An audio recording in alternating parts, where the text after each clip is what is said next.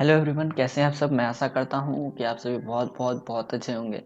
तो हमने पिछले वीडियो में डिस्कस किया था एनवायरमेंटल स्टडीज का कोर्स कोड BE-VAE 181 का जो है चैप्टर 4, और वो चैप्टर का नाम था थल एवं जल संसाधन। ठीक है, तो दोस्तों इसमें हम लोगों ने 11 नंबर तक के MCQ तक की चर्चा कर ली थी। ठीक है, अभी के वीडियो में हम जो है 11 के आगे के MCQ की चर्चा करेंगे, और फिर हमने चैप्टर एनालिसिस भी किया था, हम लोग उस चैप्टर का एनालिसिस भी करेंगे। ठीक है, तो मैं आप लोगों को बता दूं दोस्तों, मैंने ये हर संभव प्रयास किया कि MCQ अच्छे से अच्छा हो, फिर भी मैं एक चैप्टर एनालिसिस इसलिए करवा रहा हूँ ताकि आप लोगों का जो है अच्छे से अच्छा पकड़ हो जाए चैप्टर पे, आप लोग अच्छे से समझ पाएँ एक चैप्टर को। तो इसलिए मैं एनालिसिस करवा रहा हूँ, क्या पता उससे भी एनालिसिस से भी क्वेश्चन आए, क्योंकि एनालिसिस में बहुत अच्छे से नोट्स प्रिपेयर कराए गए हैं। ठीक है, तो चलिए पहले थोड़ा एनालिसिस कर लेते हैं, फिर हम लोग ऑब्जेक्टिव क्वेश्चन करेंगे। मैंने कल जो है बाढ़ तक को समझा के छोड़ दिया था, अभी मैं डिस्कस करने वाला हूँ सूखा। तो एक्चुअली सूखा क्या है कि सूखा जो है अस्वाभाविक रूप से लंबी अवधि तक शुष्क मौसम को जो है हम लोग क्या कह सकते हैं, सूखा मतलब शुष्क मतलब गर्मी का मौसम। अगर ऐसा होता है कि अनचाहा, जब हम लोग नहीं चाहते हैं कि ज़्यादा दिन तक गर्मी का मौसम बना रहे, ठीक है, तो जब हमारे ना चाहने के बावजूद जो है गर्मी का मौसम बहुत दिनों तक बना रहता है, तो वैसी स्थिति को हम लोग सूखा के नाम से परिभाषित करते हैं। देखिए, सूखा की जो विशेषता है वो है कि यह अक्सर सालों तक रहता है, अर्थात जब कभी सुखाड़ पड़ता है किसी इलाके में तो वो सालों साल तक सुखाड़ रहता है। ठीक है, और जब इसका प्रभाव जो है बड़े क्षेत्रों व भूभागों तक विस्तारित हो जाता है, ठीक है, इसका जो प्रभाव है वो बहुत बहुत बहुत दूर तक होता है, और सूखा जो है अक्सर विकासशील देशों को प्रभावित करता है। सूखे की स्थिति उत्पन्न करने वाले कारक हैं पेड़ काटना, जंगलों का सफाया करना, खनन आदि जो है, ये सारे जो कारक हम लोगों के सामने दिए गए हैं, ये सारे कारक सूखे को उत्पन्न करते हैं, और भयंकर जो है हम लोगों के लिए ये सूखा जो है हम लोगों को बहुत हानि पहुंचाता है, हम लोगों के लिए बहुत नुकसानदायक होता है। अब आगे बढ़ते देखते हैं क्या लिखा गया है। आगे लिखा गया है सूखे के प्रभाव। आखिर सूखे का कितने तरह का प्रभाव होता है, हम लोग उसकी भी चर्चा कर लें।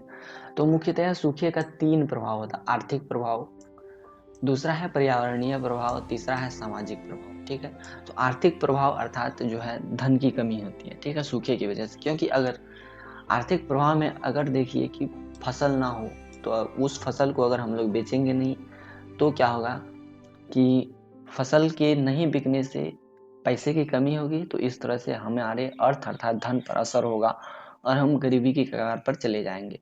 मवेशी अर्थात अगर मवेशी, जैसे कि हम लोग गौ पालन करते हैं, गौ के लिए चारे की व्यवस्था नहीं होगी सूखे पड़ने की वजह से, तो हम लोग दूध को नहीं बेच पाएंगे, इस तरह से हमारे धन पर असर होगा। तो इस तरह से आर्थिक प्रभाव जो है सूखे का हम लोगों ने देखा। अब है पर्यावरणीय प्रभाव।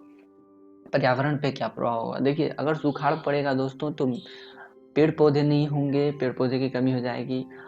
सुखाड़ पड़ने से वर्षा नहीं होगी, तो मिट्टी का स्तर जो है वो बैठा नहीं रहेगा, तो मिट्टी कटने लगेगा, मृदा अपरदन होगा, यहाँ की मिट्टी वहाँ चली जाएगी, तो इस तरह से जो है मृदा अपरदन होगा। तो यह पर्यावरणीय प्रभाव है।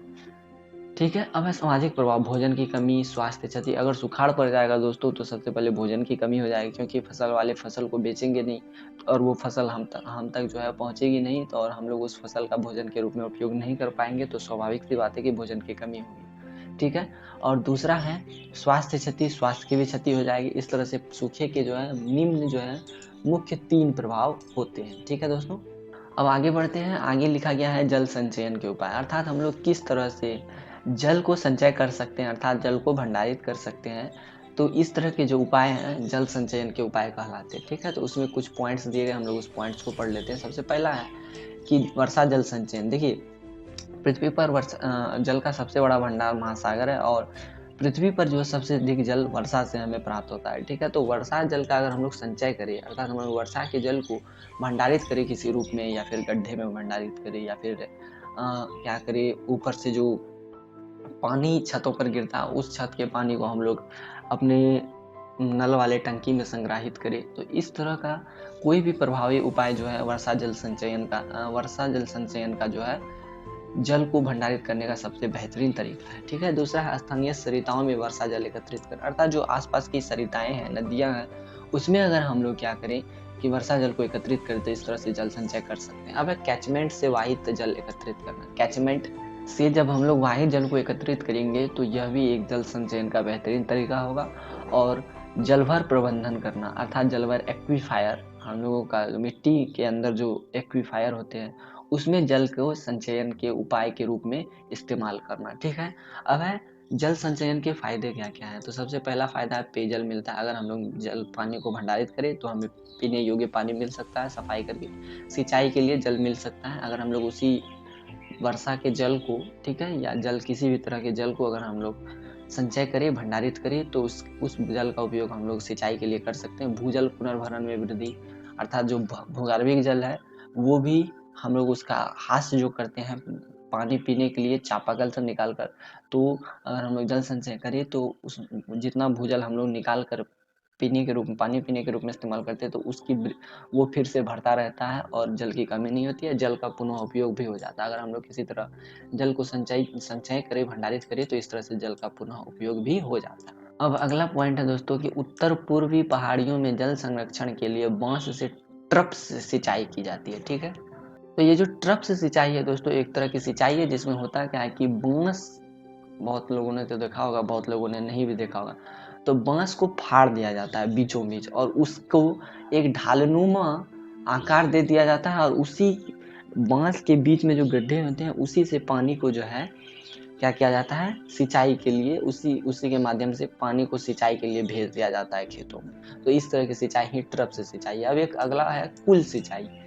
तो कुल सिंचाई की चर्चा कर लेते हैं। देखिए कुल सिंचाई जो यह एक अपसारी नहर है, ये क्या करता है कि कुल सिंचाई के अंतर्गत हम लोग हिम नद अर्थात हिम बर्फों की जो नदियाँ होती है उस बर्फ नदियों के जल को क्या करते हैं हम लोग गांव तक ले जाते हैं और इस कुल सिंचाई की जो अपसारी नहरें होती है कुल सिंचाई के लिए जो अपसारी नहर है इसकी लंबाई 10 किलोमीटर तक हो सकती है। ठीक है, अब है इस कुल सिंचाई का बड़ा बड़ा उदाहरण जो है हमें हिमाचल और जम्मू की स्पीति घाटी में देखने को मिल सकता है। ठीक है, अब अगला पॉइंट है कि राष्ट्रपति भवन में जो है 1 लाख लीटर की क्षमता की भूमिगत टंकी का निर्माण जल भंडारित करने के लिए किया गया। अभी ऊपर हमने जल संचयन के उपाय को पढ़ा, तो उसी जल संचयन के एक उपाय के अंतर्गत राष्ट्रपति भवन में 1 लाख लीटर क्षमता की भूमिगत टंकी का निर्माण जल भंडारित करने के लिए किया गया है। अब हम लोग चर्चा करते हैं जल संसाधनों का संरक्षण एवं प्रबंधन। ठीक है, अभी तक हम लोगों ने चर्चा करी कि जल का संरक्षण एवं प्रबंधन कैसे करें, तो अब हम लोग अब देखेंगे कि जल संसाधनों का संरक्षण एवं प्रबंधन कैसे होगा।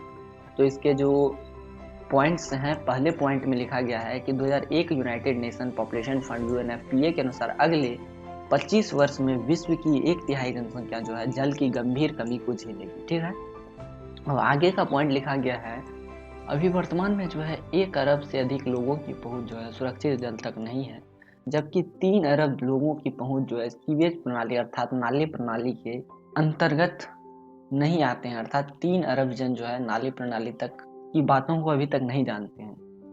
अब है कि जल संसाधन के प्रबंधन का अर्थ है जल के भंडार अथवा स्रोत के जीवन को के खतरे में डाले बिना विभिन्न उपयोगों के लिए अच्छी गुणवत्ता के जल की पर्याप्त आपूर्ति प्रदान करने के कार्यक्रम से। देखिए जल संसाधन का प्रबंधन का अर्थ है कि वैसा जल या भंडार अथवा स्रोत की सुरक्षा करना ताकि उससे हमें अच्छी गुणवत्ता का जल प्राप्त हो सके, वो भी कैसे, बिना उस जल भंडार अथवा स्रोत में मौजूद जनजीवन अर्थात जीव जंतुओं को खतरे में डाले हुए विभिन्न प्रकार के अच्छी उपयोगों की गुणवत्ता वाले जल की पर्याप्त आपूर्ति ही जो है जल संसाधन का प्रबंधन है। ठीक है, अब आगे है भूजल का पुनर्भरण जो है जल प्रबंधन का सबसे महत्वपूर्ण पहलू।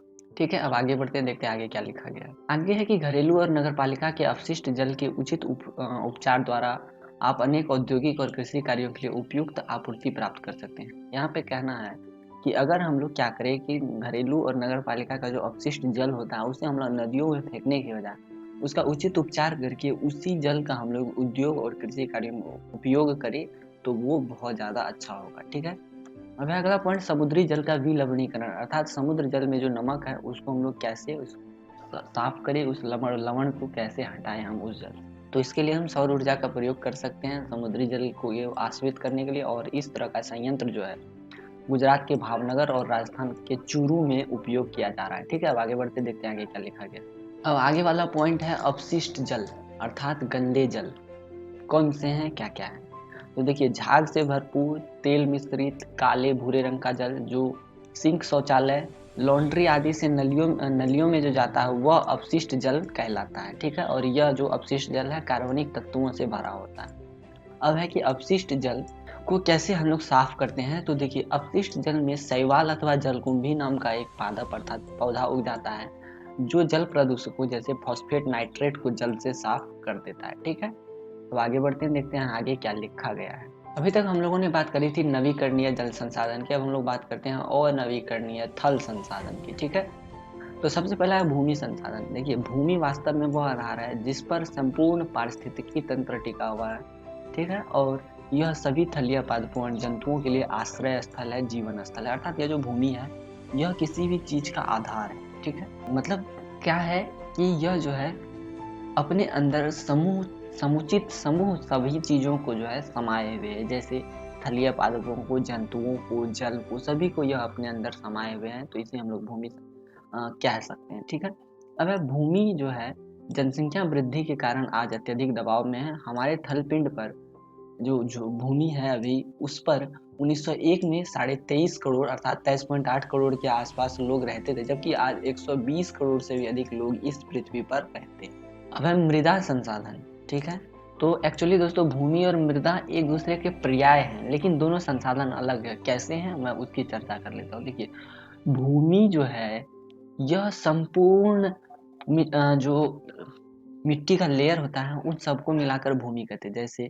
कि अगर हम लोग अभी मिट्टी को कोड़ना स्टार्ट करें, जमीन को कोड़ना स्टार्ट करें, तो हम लोग देखेंगे धीरे धीरे धीरे बहुत तरह की मिट्टियाँ, जैसे कि मिट्टी के नीचे बालू, फिर गिट्टी, इस तरह की चीजें निकलेंगी, तो वो सबको मिलाकर भूमि बनती है। ठीक है, किंतु मृदा जो है बस भूमि के ऊपर की परत को हम लोग मृदा कहते हैं, मिट्टी कहते हैं, जिस पर पौधे का विकास होता है और हम लोग मानव और जीव जंतु जो है निवास करते हैं। ठीक है, और यह जो है मिट्टी या मृदा जो है पृथ्वी पर विभिन्न प्रकार के जीवों का पालन पोषण करती है। ठीक है, अब आगे बढ़ते हैं, देखते हैं आगे क्या लिखा गया है। अब कि भारत में मृदा की कितनी प्रकारें पाई जाती है उसकी चर्चा की गई है। सबसे पहला लाल मृदा, जो कि पठारों पर पूर्वी बिहार, मध्य प्रदेश व आंध्रा के निचले भूमि भागों में पाई जाती है। ठीक है, और इस मृदा में जो है वार्षिक वर्षा का स्तर जो है 100 से 300 सेंटीमीटर प्रति वर्ष होता है, जबकि तापमान जो है 22 डिग्री सेंटीग्रेड से ऊपर रहता है इस मृदा में। ठीक है, और इस मृदा में वर्षावन और घास पाया जाता है। ठीक है, और इस मृदा में आलू, केला और अनारस की खेती सबसे ज्यादा होती है। ठीक है, अब आगे बढ़ते हैं, आगे लिखा गया है पश्चिमी और मध्य भारत के दक्कन तथा मालवा के पठारों में की मृदा पर जो है मृत्तिका का आवरण था। अर्थात पश्चिम मध्य भारत के दक्कन के और मालवा के जो पठार है वहां पर की जो मृदा होती है, अभी मैंने चर्चा की, तो वहां पर मृत्तिका का आवरण होता है, और इस जगह पे जो मिट्टी होती है यहाँ पर मिश्रित घास के मैदान होते हैं, और यहाँ पर सबसे अधिक गन्ना, मूंगफली, सोयाबीन, कपास और चावल की खेती होती है। ठीक है, अब आगे बढ़ते हैं, देखते हैं आगे क्या लिखा गया है। तो हमारी जो तीसरी नंबर की मृदा है वो है कि पश्चिमी भारत मरुस्थलीय क्षेत्र की मृदा में कार्बनिक तत्वों की कमी होती है। अर्थात पश्चिम भारत में जो भी मृदाएं होती हैं मरुस्थल वाले, उसमें क्या होती है कि कार्बनिक तत्वों में कमी होती है, और ये मृदाएं कम उर्वर होती हैं। अर्थात इसके जो उर्वरकता होते हैं, इसमें जो खेती के गुण होते हैं वो कम होते हैं, और अगर हम इस मिट्टी में पानी दे दें तो ये उर्वर हो सकती है। अब आगे एक अन्य प्रकार की मृदा जो है हिंद गंगा के मैदानों में, जैसे बंगाल, उड़ीसा, आंध्रा, तमिल, केरल और गुजरात के डेल्टा क्षेत्र जो है, ये एक अन्य प्रकार की मृदा जो है वो बनाती है। ठीक है, इसकी पहचान क्या होती है? ये दोमट गठन, शुष्क संयोजन और भिन्न स्थानों पर भिन्नता की मोटाई के साथ बने होते हैं। ठीक है, और यह मृदा जो है सबसे अधिक उत्पादक होती है और इस पर कोई भी फसल लगाई जा सकती है। ठीक है, अब आगे बढ़ते देखते हैं आगे क्या लिखा गया है। देखिए, कुछ ऐसी मृदाएं होती है जो गंगा, गोदावरी, कृष्णा, कावेरी डेल्टा में निचले भागों की आर्द्र भूमि अथवा दलदल भूमि अथवा केरल में नदी घाटियों का भाग बनाती है। कुछ ऐसी भी मृदाएं होती है, और ये मृदाएं भी बहुत अधिक उर्वर होती है और इस पर किसी भी फसल को उगाया जा सकता है। हमारा छठवां नंबर जो मृदा का प्रकार है वो है हिमालयी क्षेत्र में घूसर हल्के पीले रंग की मृदा, जिसकी उर्वरता बहुत कम होती है। यहाँ पर बांस तथा शंकुधारी वृक्ष जो है बहुत ज्यादा उगते हैं। ठीक है, तो आज के वीडियो में एनालिसिस का पार्ट इतना ही रहेगा। हम लोग जो है सीधे सीधे जो है ऑब्जेक्टिव क्वेश्चंस को देख लेते हैं। हम लोगों ने 11 नंबर के क्वेश्चन तक चर्चा कर लिया था एमसीक्यू का। अब हम लोगों का अभी 12वां नंबर क्वेश्चन है कि प्रतिवर्ष बाढ़ से विश्व भर में कितनी मौतें होती हैं। तो हमारे ऑप्शन है 20,000, 30,000, 40,000, 45,000। तो हमारे इस प्रश्न का जो सही उत्तर होने वाला है दोस्तों, वो होने वाला है प्रतिवर्ष बाढ़ से विश्व भर में 20,000 मौतें होती है। इस प्रश्न पर डिस्कशन हमने इसके अपने पिछले वीडियो में ही कर लिया था, तो मुझे नहीं लगता है कि इसका डिस्कशन अभी आप लोगों के लिए करना पड़ेगा। अब 13वां नंबर क्वेश्चन है दोस्तों, सुखाड़ के कितने प्रभाव हैं। आज के वीडियो में मैंने चर्चा की है सूखा के कितने प्रभाव है। ऑप्शन हैं 3, 4, 2, 1। तो मुझे नहीं लगता इसकी चर्चा आप लोगों के सामने करनी होगी, क्योंकि सुखाड़ के 3 प्रभाव हैं, आर्थिक प्रभाव, उसके बाद सामाजिक प्रभाव और पर्यावरणीय प्रभाव। ठीक है, तो मुझे नहीं लगता कि इन तीनों की चर्चा आप लोगों के सामने करनी पड़ेगी। अब हमारा जो 14वां नंबर क्वेश्चन है वो ये है कि जल संचयन के क्या क्या फायदे, अर्थात जब हम लोग जल का संचय करते हैं, अर्थात जब हम लोग जल को भंडारित करते हैं तो इसके फायदे हमें क्या क्या मिलते हैं। तो हमारे ऑप्शन हैं पेयजल मिलता है, सिंचाई जल मिलता है, सी ए और बी दोनों, डी इनमें से कोई नहीं। मुझे नहीं लगता इसकी चर्चा आप लोगों से दोबारा करनी होगी, इस वीडियो में ही मैंने चर्चा की है कि जल संचयन से क्या क्या फायदे होते हैं। तो हमारा जो इस प्रश्न का सही उत्तर है वो ए और बी दोनों होगा, क्योंकि अगर हम लोग जल संचय करें तो हमें पीने के लिए साफ पानी मिल जाएगा, सिंचाई के लिए जल मिल जाएगा। ठीक है, तो अब 15वां नंबर क्वेश्चन जो है हम लोगों का वो ये है कि उत्तर पूर्वी इलाकों में जल संरक्षण के लिए किस सिंचाई का प्रयोग किया जाता है। तो क्रूज सिंचाई, कुल सिंचाई, ट्रप सिंचाई, कूप सिंचाई, ये चारों ऑप्शन है। तो मैंने इसकी भी चर्चा की थी कि ट्रप सिंचाई एक प्रकार की सिंचाई होती है जिसमें बांस के माध्यम से जो है लोग क्या करते हैं कि जल को उस बांस को फाड़कर बांस के बीचों बीच डाल देते हैं और वही जो है उस बांस को तिरछी ढाल बनाकर खेतों में छोड़ दिया जाता है और इस तरह से सिंचाई हो जाती है। तो इस तरह की सिंचाई, ट्रप से सिंचाई जो है उत्तरी पूर्वी इलाकों में जल संरक्षण को ध्यान में रखकर की जाती है। ठीक है, अब आगे बढ़ते देखते हैं हमारा अगला प्रश्न क्या है। हमारा जो 16वां नंबर प्रश्न है वो ये है कि किस सिंचाई के अंतर्गत हिमनद के जल को गांवों तक लाया जाता है। तो ऑप्शन है क्रस सिंचाई, ट्रप से सिंचाई, सी कुल सिंचाई और डी कूप सिंचाई। तो हमारे इस प्रश्न का सही उत्तर होगा कुल सिंचाई, सी। अब कैसे कुल सिंचाई होगा, मैंने आपसे चर्चा की थी। कुल सिंचाई में क्या होता है कि एक अपसारी नहर को हिमनद की पानियों को एक अपसारी नहर के माध्यम से जो है गांव तक ले जाया जाता है। तो इस तरह की सिंचाई जो है कुल सिंचाई कहलाती है। हमारा अगला क्वेश्चन है कि किसके रिपोर्ट के अनुसार अगले 25 वर्ष में विश्व की 1/3 जनसंख्या जल की गंभीर कमी झेलेगी। इसकी भी चर्चा मैंने पहले कर ली है। तो ऑप्शन है United Nation population fund, United Nation organisation, world health organisation, इनमें से कोई नहीं। मुझे नहीं लगता इसको बताने की आवश्यकता है, फिर भी हमारा जो ए ऑप्शन है यूनाइटेड नेशंस पॉपुलेशन फंड, ये हमारा परफेक्ट आंसर होने वाला है। ठीक है, 18वां नंबर हमारा जो प्रश्न है, किस ऊर्जा के प्रयोग द्वारा समुद्री जल को आश्वित किया जा सकता है, अर्थात किस ऊर्जा के प्रयोग से हम समुद्र में मौजूद जल को विलवणीकृत कर सकते हैं, अर्थात उसमें मौजूद जो नमक है उसको हम लोग हटा सकते हैं। इसकी भी चर्चा मैंने पहले करी है कि सौर ऊर्जा के माध्यम से जो है हम लोग समुद्री जल को आश्वित कर सकते हैं, अर्थात उसमें मौजूद नमक को हम लोग हटा सकते हैं। तो इस तरह से हमारा इस चारों में जल ऊर्जा, पवन ऊर्जा, सौर ऊर्जा, विद्युत ऊर्जा, हमारा जो ऑप्शन है बी सौर ऊर्जा, ये हमारा परफेक्ट उत्तर होने वाला है। ठीक है, हमारा 19वां नंबर क्वेश्चन कि शैवाल अथवा जलकुंभी का क्या कार्य है। ऑप्शन है जल की सफाई, वायु की सफाई, ए और बी दोनों, डी इनमें से कोई नहीं। ठीक है, तो इस प्रश्न का जो सही उत्तर होगा दोस्तों वो होगा जल की सफाई का काम जो है शैवाल अथवा जलकुंभी करते हैं। ठीक है, जल में मौजूद जो विषाक्त पदार्थ होते हैं, नाइट्रेट, फॉस्फेट, इन सभी चीजों को क्या करते हैं कि शैवाल अथवा जलकुंभी साफ कर देते हैं। ठीक है, आज के वीडियो में इतना ही रहेगा दोस्तों। मैं आशा करता हूँ कि ये वीडियो आप लोगों को अच्छा लगेगा और मैं आप लोगों से ये रिक्वेस्ट भी करता हूँ कि ये वीडियो, जो भी वीडियो मैं डालता हूँ उसको आप लोग पूरा देखें, क्योंकि मैं ये कोशिश करता हूँ कि एनालिसिस के साथ साथ जो है आप लोगों को ऑब्जेक्टिव्स भी दे पाऊँ। हो सकता है कि इन दोनों में से कुछ फंस जाए और हो सकता है कि मैंने जो ऑब्जेक्टिव बनाया है इसी को घुमा फिरा के आप लोगों को दिया जाए। तो आप लोग वीडियो पूरा देखेंगे तभी आप लोग चैप्टर को समझेंगे और फिर चैप्टर को समझने के पश्चात ही आप लोग प्रॉब्लम्स को सॉल्व कर पाएंगे। ठीक है।